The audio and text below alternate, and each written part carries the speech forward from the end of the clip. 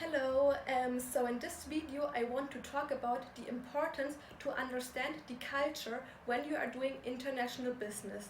So we have learned throughout the lecture that it is very important to be open and flexible towards a new culture, and that you should not judge people because of their different behavior. But now the question arises for me, how are you going to prepare yourself for a different culture in order to be flexible and in order to be open towards a new culture and in order to reduce the amount of culture misunderstandings and conflicts? That is why I did some research and I came to the conclusion that there are several ways in order to prepare yourself. One way is it, for example, to get familiar with the Hof state dimensions. But what are the Hof state dimensions?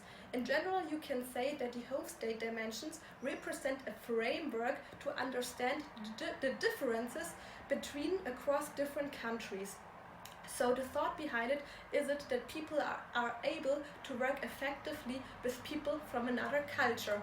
In order to do so, Hofstede identified 6 dimensions that distinguish one culture from another culture. And I want to talk about one dimension in more detail. And this dimension is called power distance. And the power distance is an index that considers the extent to which inequality and power are accepted.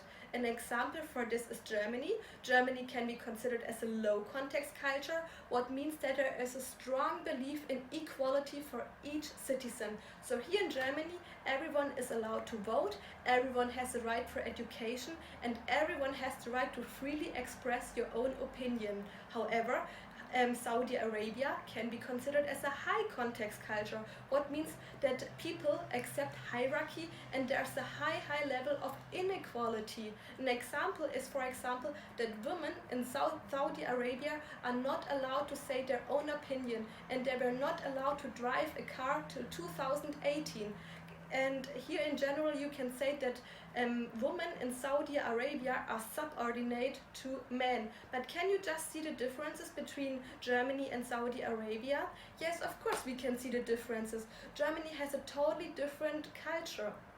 But I still want to highlight the fact that Germany is doing a lot of business with Saudi Arabia because we simply depend on the imports from Saudi Arabia, for example, the oil imports.